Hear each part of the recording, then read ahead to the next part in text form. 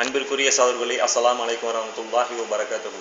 நாம் இன்றைய தினம் ஒரு ஹதீஸை பார்க்க உள்ளோம். இந்த ஹதீஸ் குழந்தைகளை வீரர்களாக வளர்ப்பதற்காக சான்றாக அமைந்துள்ளது. ஹதீஸ் புகாரில் இடம்பெற்றுள்ள ஹதீஸ். நான் 14 வயதுடையனாக இருக்கும் பொழுது உஹுது போர் நடந்தது. அந்த காலகட்டத்தில் நபி ஸல்லல்லாஹு அலைஹி வஸல்லம் என்னை தமக்கு முன்பால் வரவழைத்தார்கள். ஆனால் நான் போரில் கலந்து கொள்ள எனக்கு அனுமதி அளிக்கவில்லை.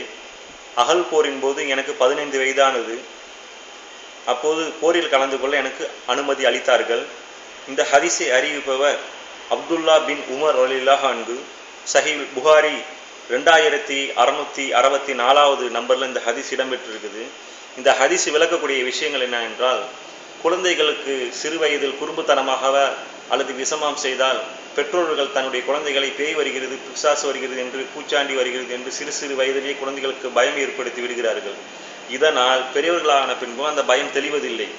ஆகவே நாம் குழந்தைகளை வீரத்துடன் வளர்ப்பதற்கு நாம் நியாயமுடையவர்களாகவும் போராடுவார்கள். நாம் குழந்தைகளை வீரர்களாக வளர்த்தால் நம்ம தனது குடும்பத்துக்கு ஏற்படும் பிரச்சனைகளுக்கு தன்னுடைய பெற்றோர்களுக்கு பக்கபலமாக இருப்பார்கள். நியாயத்துடன் போராடுபவர்களுக்கும் அல்லாஹ் பேரருள் செய்வான்.